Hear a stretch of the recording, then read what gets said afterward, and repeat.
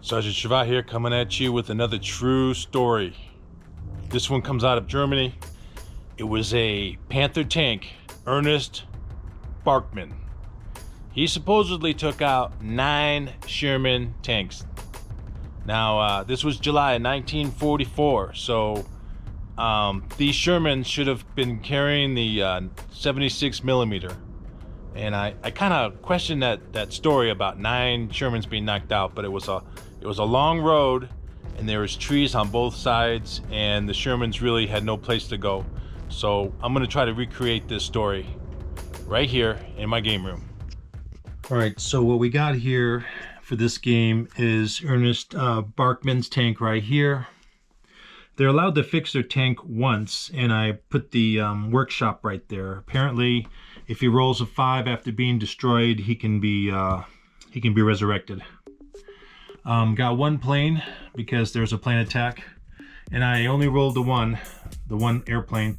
Hard to get the 3 because there's only 1 3. There's 2 of 2 and 3 of 2s and 1 3 and 2 1s. So it's easy to get a 1 or a 2, but hard to get a 3. Down the road here, you'll see the Shermans.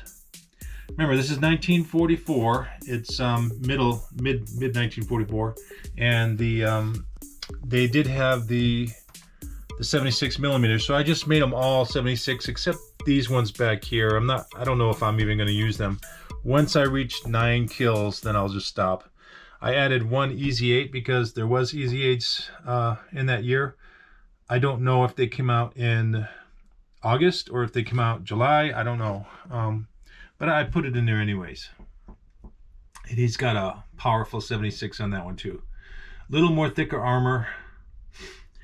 But mainly it's these tanks here that I'm really want to, see if it kills. So we got 2, 4, 6, 8 of those, plus just 1 of these other ones.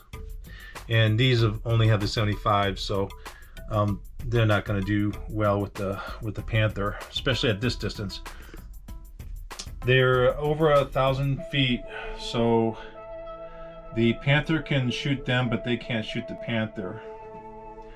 I'm gonna wait until the Shermans get to this point, then I'll start shooting, because he said he waited till he was 500 meters, and then I'll turn the tanks around and head the other way. And they were still firing as they were retreating. All right, July 1944. American tanks on the road at 500 meters. Heinz pants, looking up at Barkmann, leaning from the command hatch of their Panther tank. Excellent, Barkmann replies. We will attack. He switches his throat mic on. Driver, forward, halt under that next large tree. That should stop the aircraft from finding us and give us an excellent place to ambush the column from. The wait is not long as Panther 424 idles in position, unnoticed by the slowly advancing Americans. Barkmann scans a road ahead, the thick bocage creating a narrow lane. Boggendorf! Target 20 meters! Fire! He orders. The heavy Panther rocks back with a roar as the 7.5 centimeter round flies towards its target. A second later, the lead M4 Sherman tank explodes in a dazzling display of sparks. Even before the dust form, the nozzle blast clears. Time stands still as the loader rams round after round in the smoking breach, each shot rocking their tank as enemy tank after tank explodes just to his front. Return shots bounce off the thick steel of the Panther, the American guns unable to score a kill. Carefully, he pulls back to the next tree, resuming the fight from there. Hearing the scream of aircraft engines in a steep dive, Barkmann drops into the turret, just as the tank is lifted into the air on the blast of a first bomb. The Panther is sprayed with bomb fragments. Moans come from inside his headphone, and daylight streams through a crack in the side of the tank. Heinz! Barkmann calls to his driver, his voice lost in the ringing of his ears. Can we still move? Can you get us out of here? An American fires round clangs against the armor. Another smashes the track damaged by the bomb, forcing 424 to slew violently to the left. The tank lurches again and grinds back around the corner. Boggendorf, see what you can do for Heinz, Barkmann orders. We must get back to the workshop so we can fight again tomorrow. Don't worry, Heinz breached through the gritted teeth. I'm not leaving 424 for the Amerikaners. We'll make it home. The Panther pulls out for home under the fading sun, leaving behind 9 smoldering Sherman tanks on the field of battle. Well, so far, seems to be doing the same as it was in history. The tanks were moved up. Barkmann shot the first one, and then they moved over here. They shot, didn't hit any. They hit, but they didn't penetrate. And then Barkmann just shot the other tank. So I'm trying to get these tanks in a position where they can fire more shots. But again, it was a small, long lane, and I'm trying to recreate that here in this on this table. So let's see what happens in the next 2 rounds. It was close. The hit, I was really close at destroying the Panther. All right, so what I got here is these Sherman tanks, and you can see they all have the 76. This is the later 76 millimeter that the U.S. came out with. Or the earlier, I should say, the earlier 76 millimeter. The later 76, which is on that EZ8 right there, actually is a little more powerful. It's got a little more strength than these older version. Anyways, I shot these 3 tanks. He shot once, he shot once, and he shot once. They all shot once each, and each one had a chance to get a 5. So 2 rounds actually made it. 2 rounds hit the tank. One of the rounds actually, because the Panther only rolled a 1, that was the only one that actually penetrated. And then this Sherman, I did a power roll, and it rolled a 5. Anything 3 or greater is a kill. So just by luck, they did kill the tank. I did send it over to the work crew. I'm supposed to roll a 5 in order for Barkmann to get back in his tank and fight again, and I only rolled a 1. So in this case, Barkmann didn't survive. They did die. His work crew is no longer there. You can only use that once during the game. So I tried it. I did the 5. But I can let it slide. I can roll again. I can see if he gets another 5. He's got 3, so it still wouldn't matter. And he only destroyed the 3 tanks, and they're still coming. I still have all these tanks left. And realistically, these tanks in the back would have crossed over. They would have sent them a different way, even through the bocage. And I have...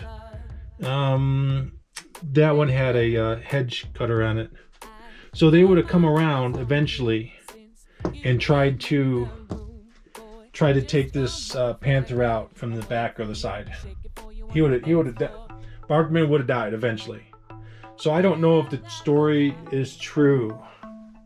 It's kind of hard to believe because these tanks, there are so many of them. But again, it was a long, narrow road. I don't think you can kill 9 Shermans in one row. You can see it, it's bottlenecked. And you know, these soldiers, they're not going to sit there and take this punishment. They're going to retreat. They're going to go. So these guys would have left another way. And maybe maybe another 1 or 2 tanks might have been killed. So you're looking at maybe 5 of them would have died, while another group of these tanks would have come around the other side, try to surprise attack on the Panther. Here's a story about Staff Sergeant Lafayette Poole.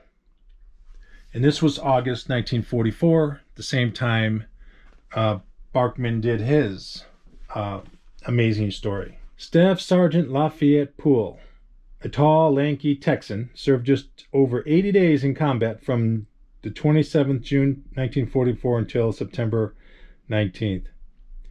Combat career was so successful that many historians consider him to be not just the greatest tank ace of World War II, but the greatest tank ace ever.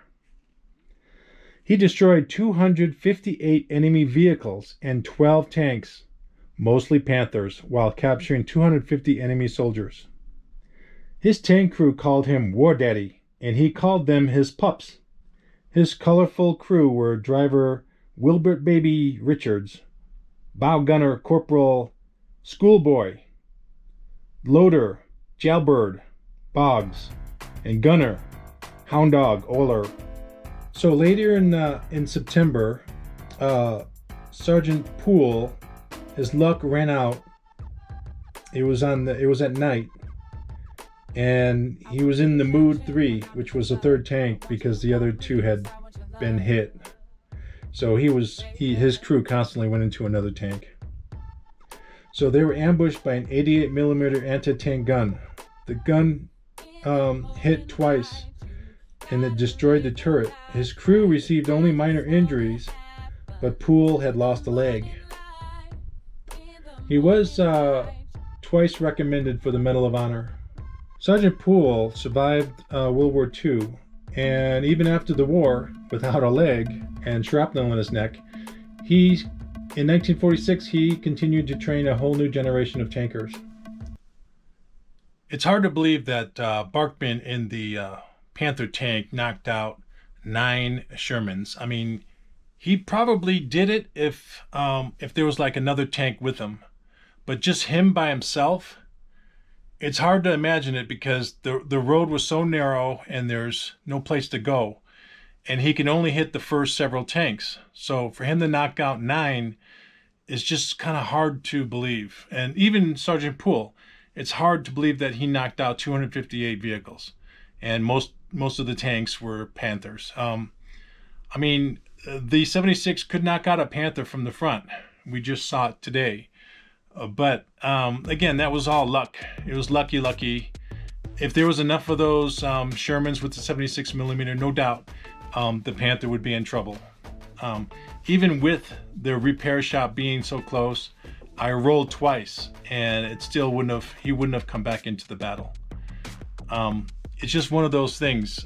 Did it happen or did it not happen? We don't know. There's no facts to prove it. There's no videos, there's no photos. We just don't know. But he definitely could have knocked out 5 or 6 of those, no doubt. He would have been able to sneak away and get away from it. But 9, I doubt it.